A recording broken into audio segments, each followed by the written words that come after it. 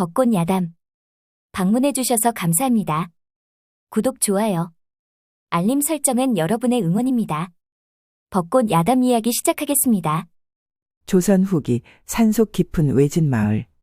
그 마을에는 노총각 머슴 만드기가 살고 있었습니다. 만드기는 말수가 없었고 늘 바지를 걷어 올리고는 삽자루를 들고 다녔죠. 매일 삽자루를 들고 다니는 것은 만드기의 하루 일과 중 하나이었답니다. 늦은 오후가 되면 만드기는 자신의 일을 마무리하고 집으로 돌아가는 길에 다른 집의 논이나 밭에 흙이 무너져 있으면 다시 삽으로 올려 단단하게 쌓아줬고, 논에 물이 부족하면 삽으로 고랑을 열어 물을 채워주기도 했습니다. 그런 만드기를 볼 때면 마을 사람들은 너무 착하다 칭찬하면서도 한편으로는 미련하여 바보 만드기로 통했답니다. 만드기는 그런 비단결 같은 고운 심성을 가지고 있었죠. 하여 마을 처녀들은 만드기를 신랑감으로 탐을 냈고 과부들이 만드기를 유혹하는 것은 하루 이틀이 아니었습니다. 허나 바보 만드기의 마음은 일편단심 연모했던 여인이 자리 잡고 있었으니 그 어떤 유혹에도 넘어가지 않았던 거죠. 마을 사람들은 만드기의 사연을 안 후로는 그림의 떡으로만 쳐다볼 뿐 그 어떤 유혹도 하지 않았답니다. 언제부터인가. 바보 만드기는 매일 새벽마다 한적한 뒷동산에 올라 작은 무덤 하나를 돌보고 내려왔습니다. 그 무덤은 만드기가 연모한 여종 옹금이의 무덤이었답니다. 옹금이는 양반댁에서 일하다 꽃다운 나이에 자살로 세상을 떠난 여종이었습니다. 옹금이는 마을에서 흔히 볼 수 없는 절세 미인이었으며 마음씨 또한 착하여 사내라면 누구나 옹금이를 탐하고 싶어 했고 양반댁 도련님들조차 상사병에 걸리게 할 정도였으니까요. 옹금이는 살아 생전 늘 이렇게 말하곤 했죠. 만드가, 사람은 천하게 태어나도 귀하게 태어나도 풀꽃처럼 피고 지는 날엔 다 고개를 숙이게 마련이야. 만드기는 그 말이 무슨 뜻인지 몰랐지만 옹금이가 그렇게 말을 해줄 때면 세상이 조용해지는 편안함을 느꼈답니다. 그리고 옹금이의 한박 웃음을 바라볼 때면 치사하고 더러운 세상이 맑고 깨끗하게 보였습니다. 그렇게 옹금이의 존재는 만드기에게 아름다운 세상이었으며 우주이었던 거죠. 그러던 어느 날, 마을에 글을 읽는 것을 좋아하는 하운선비가 우연히 만드기가 펼쳐보는 서찰을 보게 되었죠. 그 종이엔 삐틀빼틀한 글씨로 이렇게 적혀 있었습니다. 풀꽃은 이름을 몰라도 그 향은 남는다. 하운선비는 깜짝 놀라 물었죠. 이건 누가 쓴 것이냐? 만드기는 잠시 머뭇거리다가 말했습니다. 옹금이가 알려줬지요. 내가 모시는 아씨이더냐? 아이고, 아니어요. 옹금이는 여종이지요. 하운선비는 의아했지만 더 묻지 않았습니다. 며칠 후, 만드기는 여느 때와 같이 뒷동산에 올라 옹금이의 작은 무덤 앞에 무릎을 꿇었습니다. 옹금아, 오늘은 하늘이 참 맑구나. 해도 좋고 바람도 참 따뜻하구먼. 이런 날엔 옹금이랑 함께 마루에 앉아 고추 말렸던 그날이 생각나야. 그날 우리 옹금이 웃는 얼굴이 어찌나 곱던지 그날로 다시 돌아가고 싶어, 옹금아. 만드기의 목소리는 평온했지만 무덤 앞에 나뭇잎 위로는 매일같이 떨어진 만드기의 눈물 자국들이 수북했습니다. 그렇게 한 달이 흘러 마을 사람들은 만드기의 순정을 입에 담기 시작했죠. 아이고, 옹금이가 살아있었으면 만드기한테 시집가서 얼마나 행복하게 잘 살았을 것이요? 그러니까요. 저리 순정남인지 누가 알았어요. 죽은 옹금이도 불쌍하지만 죽은 사람을 못 잊고 저리 슬퍼해주는 만드기도 불쌍하구먼요. 그러니까 말이요. 그런데 말이어요? 형님, 그 소문 들었어요? 사또한테 옹금이 묘를 옮겨달라는 진정이 많아 사또가 고민 중이라고 하는디요. 웜에 만드기가 더 슬퍼하겠구먼. 며칠 후 마을 사또가 뒷동산의 묘를 옮기려 한다는 말이 나오기 시작을 했습니다. 고을길을 넓히기 위함이라 했죠. 그 소식을 들은 만드기는 옹금이의 무덤 앞에 무릎을 꿇고 앉았답니다. 옹금이는 내가 지켜줄 것이오. 그날 늦은 오후 만드기는 혼자서 관아 앞으로 가 땅에 엎드려 3번 절하고 3번 울며 상소를 읊었습니다. 그 상소에는 한 여종이 남기고 간 따뜻한 삶과 옹금이가 가르친 글자와 인생의 뜻이 담겨 있었죠. 허나 사또는 그 묘로 인하여 그곳을 다니는 사람들이 불편을 느끼고 밤에는 섬뜩하여 다닐 수 없다는 말들로 사또는 피곤함을 느꼈던 거죠. 하여 사또는 그 묘를 지키는 만드기를 데리고 옹금이의 묘로 갔답니다. 헌데 사또는 묘를 아무리 보아도 길 바로 옆에 있다는 것이 수상하게 느껴졌습니다. 하여 옹금이의 묘 주변을 돌아보았습니다. 헌데 묘 뒤를 보니 풀들 사이로 붉은 빛이 감도는 것이 아니겠어요. 여봐라, 이곳에 무엇이 있는 듯하니 땅을 파헤쳐 보거라. 그리하여 한 명의 포졸이 묘 끝부분을 파헤쳐 보았답니다. 헌데 이것이 무슨 일이랍니까? 붉은 천에 글이 써 있는 것이 아니겠어요. 사또는 천을 묘 위에 펼쳐 보도록 하고는 읽기 시작을 했죠. 나는 너를 죽도록 연모했다. 내 것으로 만들지 못한다면 이제 내가 죽었으니 나만 볼 수 있어 좋구나.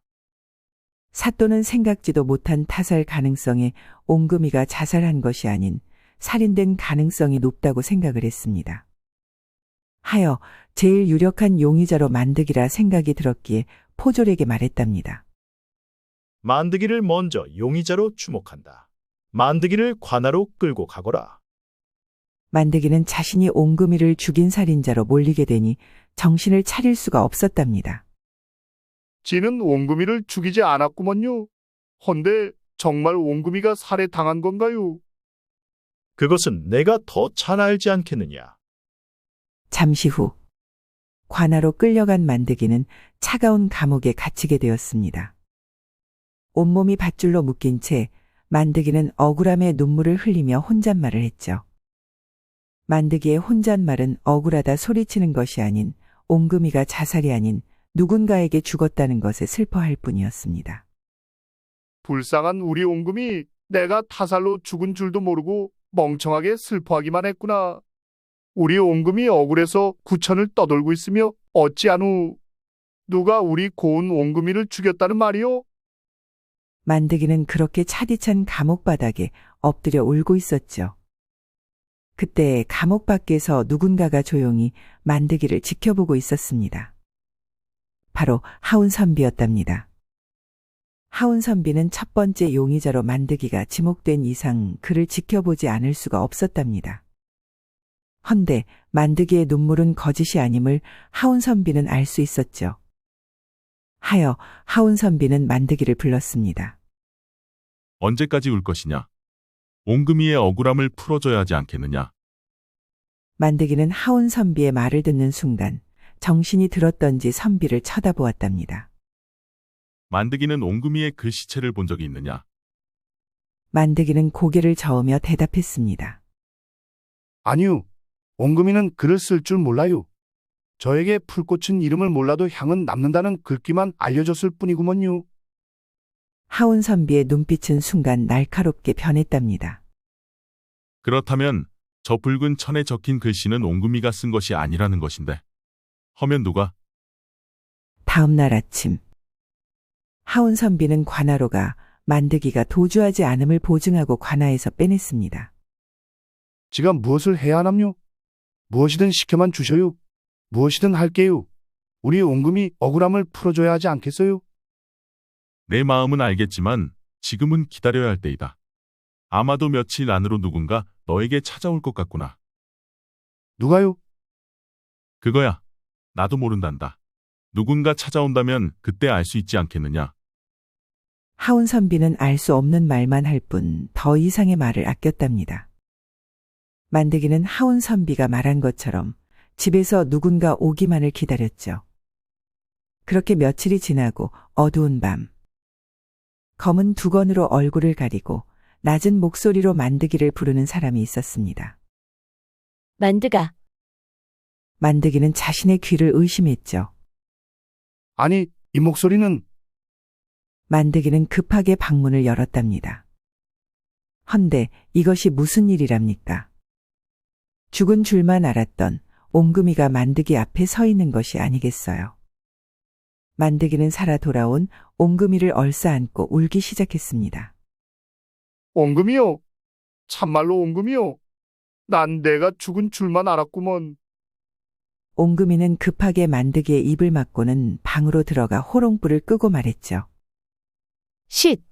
나 살아있어. 그러니 그만 울어. 내가 살아있다는 걸 아무도 알아서는 아니 된다. 내가 나타난 걸 알면 그들이 다시 나를 죽이려 할 거야.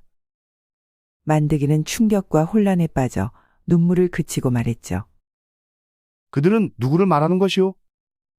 옹금이는 말을 하려고 입을 열었는데 밖에서 사람의 발자국 소리가 들렸던 거죠. 두 사람은 숨을 죽이고 있었습니다. 그때 나다. 방으로 들어가겠다. 하운선비는 두 사람의 집신을 들고 방으로 들어가서는 급하게 말했답니다. 누군가 이곳으로 오고 있다. 어서 여기를 피해야 한다. 그리하여 세 사람은 뒷문을 통해 담을 넘어 풀숲으로 숨고는 밤손님이 누구인지 보고 있었습니다. 헌데 복면을 쓴 자객 한 명이 담을 넘고는 칼을 빼들고 방문을 박차고 들어가는 것이 아니겠어요.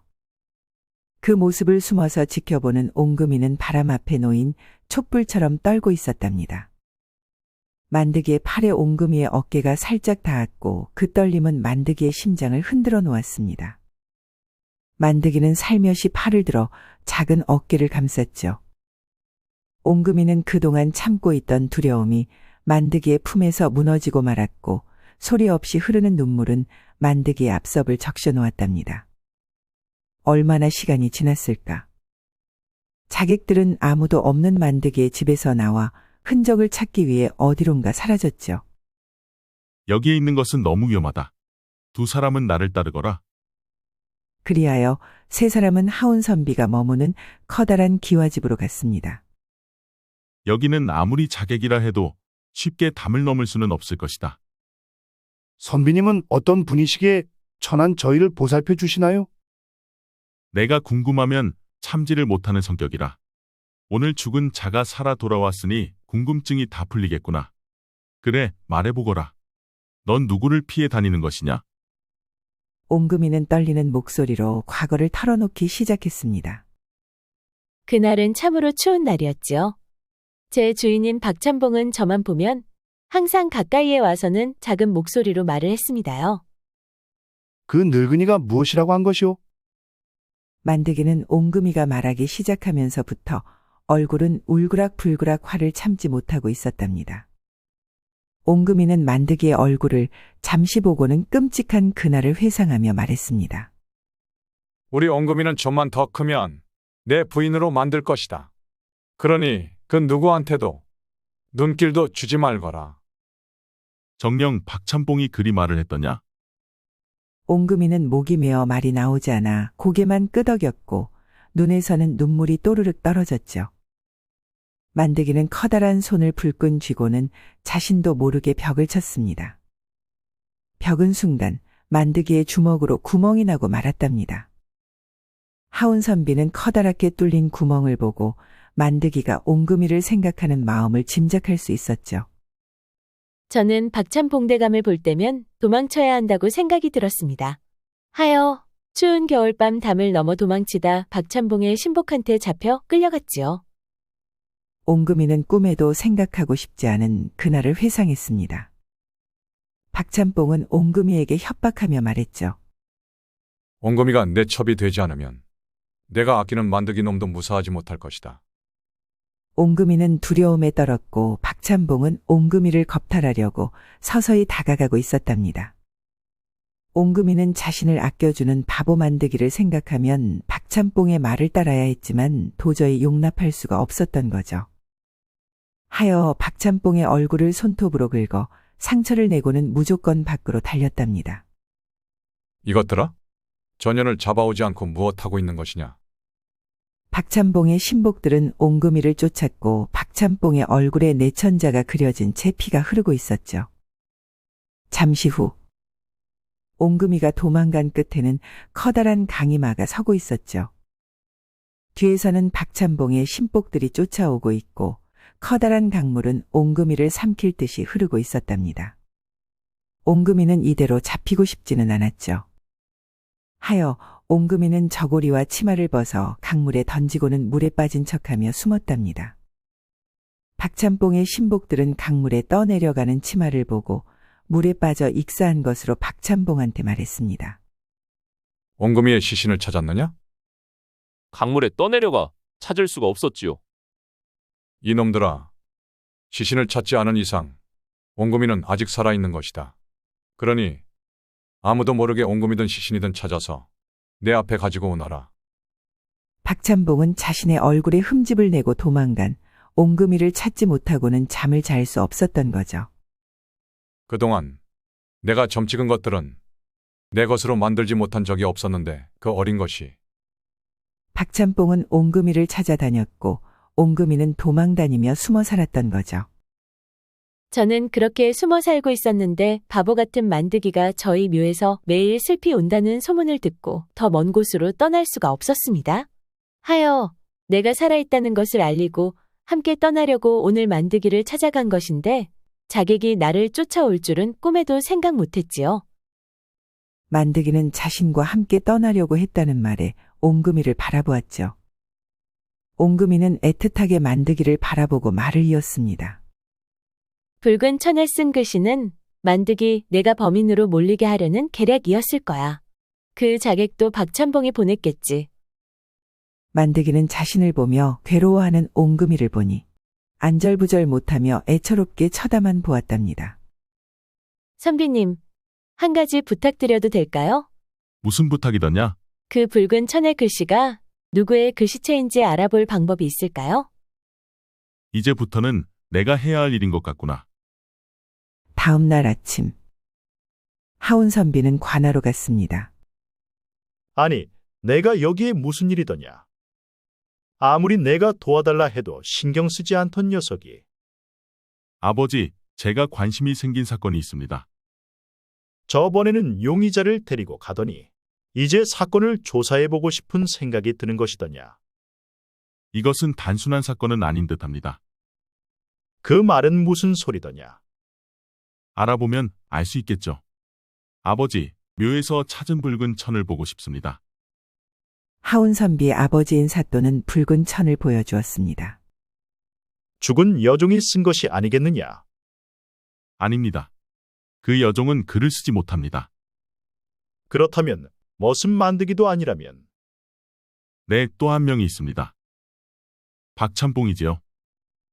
무엇이? 그 대감은 마을 사람들에게 칭송을 받고 있는 사람이 아니더냐? 한길 물속은 알아도 한길 사람 속은 모른다고 했지요. 다음 날 이른 아침 사또는 포졸들을 데리고 박찬봉 집으로 갔습니다. 박찬봉 대감, 이번 사건으로 알아볼 것이 있소이다. 그러니 관하로 가시지요. 아니, 사또. 저한테 실수를 하는 듯합니다. 디디를 어떻게 책임을 지시려는 겁니까? 이런 일로 책임이라니요. 의심이 되는 부분은 알아보라고 나라에서 녹봉을 받는 것이 아니겠습니까? 사또가 일이 나온다면 저 또한 어쩔 수가 없지요. 자, 그럼 갑시다. 박찬봉은 사또의 말을 듣고 태연한 표정으로 마당을 걸어 대문으로 나섰습니다. 잠시 후 사또는 관아에 도착을 하여 박찬봉한테 종이와 먹과 붓을 주고 글을 써보라 했습니다. 박찬봉의 표정은 귀찮다는 듯 종이 위에 사또가 불러주는 대로 썼답니다. 나는 너를 죽도록 연모했다. 내 것으로 만들지 못한다면 이제 내가 죽었으니 나만 볼 수 있어. 좋구나. 아니, 이런 글을 나한테 쓰게 하는 이유가 무엇이오? 사또는 아무런 말 없이 붉은 천을 박찬봉이 쓴 글 옆에 나란히 놓았습니다. 헌데 이것이 무슨 일이랍니까? 글씨체가 똑같은 것이 아니겠어요. 아니, 이것은 누가 쓴 것이오? 박찬봉은 아무것도 모른다는 듯이 능청스럽게 말을 하고 있었죠. 박찬봉 대감은 이 글을 보고 아무런 생각이 나지 않는다는 것인가요? 내가 무엇을 생각해야 하는 것이오? 그 글씨체는 나와 같지만 내가 쓴 것이 아니오. 사또는 아무것도 모른다고 오리발 내미는 박찬봉을 보니 양반이고 천민이고 죄 지은 사람들이 모르쇠를 일관하는 모습은 신분하고는 차이가 없다고 생각이 들었죠. 사또는 증거가 확인된 이상 박찬봉을 감옥에 가뒀습니다. 나한테 무슨 짓이요? 여종 옹금이를 아시지요? 그 아이의 무덤에서 나왔습니다. 박찬봉은 옹금이의 이름을 말하니 표정이 달라졌죠. 내가 옹금이를 죽였다고 생각하시는 건가? 내가 옹금이를 왜 죽이겠소? 글쎄요. 왜 죽였을까요? 하운선비는 옆에서 이 모습을 지켜보면서 문득 드는 생각이 있었답니다. 증거가 박찬봉을 지목하듯이 아기가 척척 잘 맞는구나. 참 이상하다. 그때 하운선비의 머리에 들어오는 사람이 있었으니 박찬봉의 부인이었답니다. 서방 박찬봉이 관하로 끌려가는데 부인은 평소와 같이 너무 차분했던 거죠. 하여 바로 박찬봉의 담을 넘어 뒤뜰로 다시 잠입을 했습니다. 그리고 천천히 동태를 살폈답니다. 그런데 그때 하운선비의 눈에 들어오는 것이 있었으니 뒤뜰에 있는 아궁이 속이었습니다. 하운선비는 몸을 숙여 아궁이 속 깊은 곳을 쳐다보았죠. 헌데 아궁이 속 구석진 곳에 타지 않은 구겨진 종이가 보이는 것이 아니겠어요. 선비는 그 종이를 집어들어 펼쳐보았는데 누군가 글씨를 연습한 흔적이 있었습니다. 하운선비의 뇌리에 무언가 생각이 났던지 표정은 삽시간으로 바뀌었고 선비는 담을 넘어 전력질주하여 뛰기 시작했답니다. 한편 만드기와 옹금이가 지내는 구석진 방에서 쿵쾅거리는 소리와 무언가 넘어지는 소리가 들렸답니다. 이것이 무슨 소리야? 하운 도련님이 데리고 온 사람들이 싸우는 것 아니오? 헌데 칼소리가 나는 것 같은디요? 이러다 큰일 나겠구먼. 새더라. 어여, 하운 도련님 찾아오거라. 네. 한편 방 안에서는 만드기가 옹금이를 방 구석에 몰아 자신의 뒤에 숨기고 필사적으로 복면을 쓴 자객하고 싸우고 있었습니다. 자객은 검을 빼들고 만드기를 죽일 듯이 달려들었죠. 허나 만드기의 힘과 생각지도 못한 빠른 행동에 조금은 당황을 했답니다. 만드기는 그 마을에서 힘이 센 머슴으로 알려져 있었고 씨름 대회에서 우승도 여러 번 했던 거죠. 만드기는 자객의 칼을 뺐으면 승산이 있을 것 같아 팔을 뻗었습니다. 그런데 그 순간 만드기의 손에서 피가 뿜어져 나왔죠. 만드기는 팔을 뻗었지만 자객의 팔을 잡지 못하고 칼날을 잡았던 거죠. 옹금이는 피를 흐르는 만드기를 보고 너무 놀라 몸을 움직일 수도 없었습니다. 만드기는 뒤에서 두려워할 옹금이를 생각하니 너무 아픔에 고통스러웠지만 어떤 소리도 낼 수가 없었답니다. 그때 옹금이가 방문을 열고 뛰기 시작을 했습니다. 자객은 만드기를 밀치고 옹금이를 쫓아갔죠. 순식간에 일어난 일이다 보니 만드기도 바로 자객을 쫓았지만 자객이 더 빨랐답니다. 만드기의 눈에는 힘겹게 대문 밖으로 도망가는 옹금이의 치마 끝단이 보였고 잠시 자객이 칼을 들고 대문을 나서는 것을 보았습니다. 옹금이는 아니 되는구먼. 차라리 나를 죽이라는 말이오. 이렇게 소리를 치며 대문으로 달렸죠. 그런데 그때 칼이 빠르게 바람을 가르는 소리와 함께 툭 땅에 떨어지는 묵직한 소리가 들렸답니다. 대문 밖에서 들리는 소리에 만드기는 멈춰섰고 그 소리가 무슨 소리인지 아는 만드기는 더 이상 움직일 수가 없었습니다. 그리하여 만드기는 무릎을 꿇고 땅을 치며 대성통곡을 하기 시작을 했죠. 옹금아, 나한테 다시 와줘. 내가 더 이상 움직일 수 없으니 내가 나한테 오라는 말이오. 머슴과 여종들은 일편단심 옹금이만을 연모하는 만드기의 모습을 보니 그리 불쌍할 수가 없었답니다. 웜에, 만드기 불쌍해서 어찌하노? 대문으로 나가서 확인을 해야 하는 것이 아니요? 목쇠가 나가봐야? 뭔 소리여? 자객이 나 죽이면 어쩌냐? 아이고, 내가 만드기 반에 반만이라도 닮았으면 내가 진작에 너한테 시집을 갔을 것이오. 이제 나한테 시집 오라는 소리 하기만 혀. 다리 몽둥이를 뚝 분질려 놓을 것이오. 이렇게 마당에서는 밖으로 나가기를 무서워하고 있었죠. 아이고, 도련님. 이것이 무슨 일이어유? 도련님 옷에 핏자국이. 웜에 어디 다친 것이어유? 아이고, 지가 의원을 불러올 것이어유. 그러니 아파도 좀 참아유. 오성댁은 혼비백산이 되어 정신을 차릴 수가 없었습니다.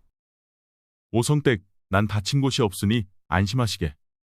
우선 놀란 만드기와 옹금이를 쉬게 해주게. 옹금이는 울고 있는 만드기를 안아주고 있었습니다. 만드가? 그만 울어. 나 죽지 않았어. 만드기는 옹금이의 말소리에 고개를 들어 옹금이가 살아있는지 몇 번이고 확인을 했답니다. 만드기의 귀에는 주변에서 들리는 사람들의 목소리는 그 어떤 것도 들리지 않았죠. 다만 옹금이의 목소리와 옹금이만 보였을 뿐이었습니다. 두 사람을 아련하게 지켜보고 있던 하운선비는 아찔한 순간을 잠시 회상했답니다. 관아에 있을 때 박찬뽕이 범인이 아님을 직감할 수 있었답니다. 그리고 박찬뽕의 집에 갔을 때 부인의 태도와 지시를 받고 움직이는 사내의 밀접한 행동이 주마등처럼 스쳐 지나갔던 거죠. 하여 만드기와 옹금이가 위험하다는 것을 알고 전력 질주를 했습니다. 헌데 돌담을 끼고 도는 순간 옹금이가 보였고 뒤로 자객이 칼을 들고 오는 것이 보였답니다. 하운선비는 돌담에 숨어 옹금이가 안전한 것을 확인한 후 자객의 발을 걸었던 거죠. 그리고 떨어진 칼을 잡고는 칼의 손잡이로 자객을 기절시켰고 복면을 벗기니 박찬봉 부인의 신복이었습니다. 그리하여 자객은 관아로 끌려 들어갔고 박찬봉의 부인 또한 관아로 끌려갔죠. 박찬봉과 부인은 마주보는 감옥에 각각 들어가 서로의 얼굴을 마주보고 있었답니다. 부인이 이곳에 왜 있는 것이오? 다 대감 탓입니다.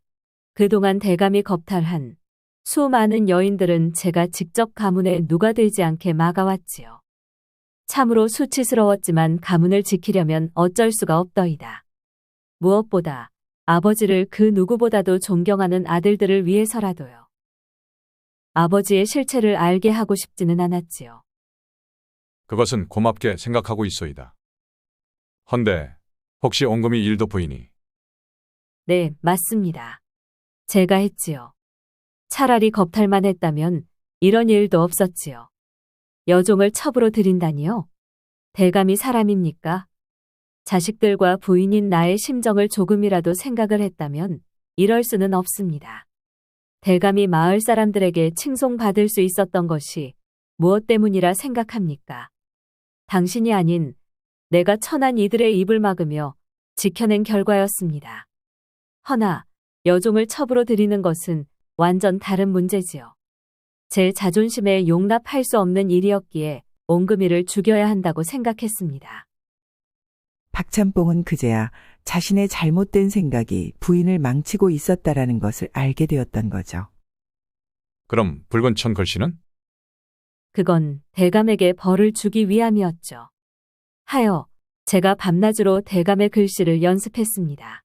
그 결과 쓴 저도 구분할 수가 없더군요. 박찬복은 더 이상 말을 이을 수가 없었답니다. 한편 옹금이는 칼에 베인 만드기의 손바닥 상처를 보고 눈물을 하염없이 흘렸죠. 그리고 소독을 해주고 약초를 발라주었습니다. 그리고 천으로 만드기의 커다란 손을 감싸며 말했죠. 만드기가 손이 아프니 내가 다 해줄 것이다. 만드기는 옹금이가 살아서 자신의 앞에서 쫑알거리는 모습만 보아도 그리 행복할 수가 없었답니다. 옹금아, 밥도 먹여줄 것이오. 당연하지. 그럼 세수도 해줄 것이오. 당연하지. 이도 닦아줄 것이야. 그리고 머리도 감겨줄 것이고 목욕도 해줄 것이야. 만드기는 목욕도 해준다는 옹금이의 말에 얼굴이 붉어지면서 식은 땀을 흘리고 손가락으로 꼼지락거리며 방바닥을 문지르며 말했습니다. 그것은 좀 거시기 하구먼. 아이고, 왜 이리 더운지 모르겠네. 옹금이는 당황하는 만드기가 그리 귀여울 수가 없었답니다. 만드기 바보. 우리가 신랑 각시가 되면 가능하지 않을까? 옹금이는 만드기를 바라보며 웃었습니다. 만드기의 입꼬리는 실룩실룩 춤을 추었고 슬금슬금 옹금이한테 다가갔죠. 그리고 옹금이의 손을 마주 잡고는 말했답니다. 응? 맞구먼. 우리 신랑 각시 오늘 될 수는 없는 것이오. 두 사람은 그날 밤 물을 상에 올려놓고 식을 올렸고 살벌한 첫날 밤도 보냈습니다. 다음 날 이른 아침 만드기와 옹금이는 관하로 가서는 옹금이를 죽이려는 자가 박찬봉의 부인이라는 사실을 알고 놀랐지만 그 이유를 알고는 부인도 불쌍하게 생각이 들었답니다. 하여 두 사람은 박찬봉 부인의 죄를 용서해 주었죠. 사또는 박찬봉을 차가운 눈빛으로 내려다보며 말했습니다. 박찬봉, 그대는 고을의 권력을 쥐고 있던 자로서 사람들을 보호해야 할 위치에 있던 자이것만 도리어 여인들을 겁탈하고 억울한 죽음을 만들었다. 이는 하늘이 용서하지 않을 죄이니라.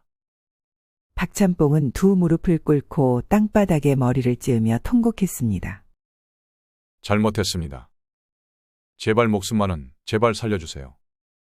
사또는 냉정히 명했습니다. 박찬봉은 장 20대와 10년간의 유배로 보내질 것이다. 박찬봉의 부인은 여종 옹금이가 용서는 해줬으나 부인의 잘못이 결코 가벼운 것은 아니요. 하여 부인은 가난한 마을 여인들을 위해 10년간 봉사를 하시오. 만드기와 옹금이는 지난 지옥 같은 일들을 지울 수는 없지만 조금이나마 아픈 상처를 치유가 되는 듯했죠. 그리고 앞으로 두 사람이 서로를 배려하고 사랑을 한다면 그 힘으로 삶을 극복하는 데 문제는 없었답니다.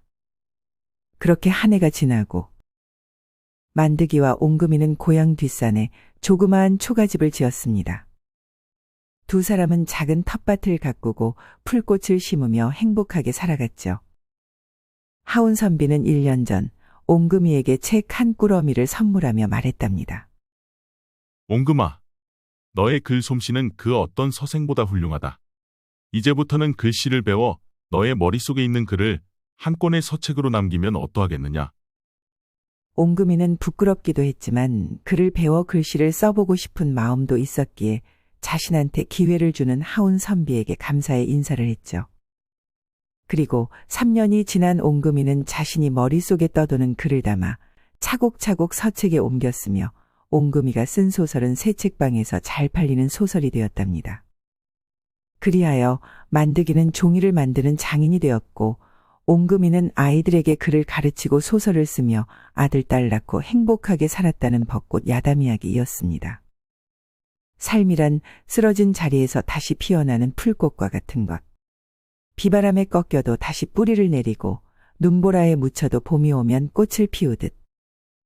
만드기와 옹금이의 이야기는 그렇게 시련 속에서도 서로를 일으켜 세우며 피워낸 풀꽃과도 같은 사랑이었으니 그들의 이야기처럼 오늘도 누군가는 자신만의 풀꽃을 피우기 위해 묵묵히 걸어가고 있지 않을까요? 이 이야기가 재미있으셨다면 구독, 좋아요 그리고 알림 설정 부탁드립니다. 그리고 따뜻한 댓글은 여러분의 응원입니다. 이 영상을 보시는 모든 분들이 벚꽃 야담과 좋은 인연을 맺어 항상 행복이 가득하셨으면 좋겠습니다. 오늘도 행복한 하루 보내세요.